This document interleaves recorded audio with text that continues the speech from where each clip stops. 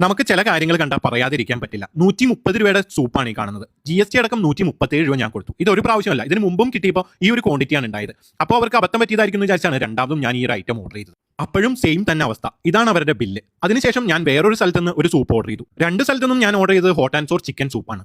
ഈ ഒരു 90 രൂപയുടെ സൂപ്പിന്റെ ക്വാണ്ടിറ്റി കാണുമ്പോൾ തന്നെ മറ്റേ സൂപ്പിന്റെ ക്വാണ്ടിറ്റി എത്ര കുറവായിരുന്നു എന്ന് മനസ്സിലാവും. ഞാൻ ആദ്യം ഓർഡർ ചെയ്ത സ്ഥലത്ത് നിന്ന് അവിടുത്തെ ബിരിയാണിയും ഓർഡർ ചെയ്തായിരുന്നു. സിംഗിൾ ചിക്കൻ ബിരിയാണിയാണ് ഓർഡർ ചെയ്തത്. ആ സിംഗിൾ ചിക്കൻ ബിരിയാണി വറുത്തിട്ടൊക്കെ ഉള്ള ഒരു ചിക്കൻ ആയിരുന്നു. നല്ല മസാലയും ഒരു പീസ് ചിക്കനും റൈസുമായിട്ട് അത്യാവശ്യം നല്ല ക്വാണ്ടിറ്റി ഉണ്ടായിരുന്നു. കഴിച്ചപ്പോഴും എനിക്കും മോനും നന്നായിട്ട് ഇഷ്ടപ്പെട്ടു.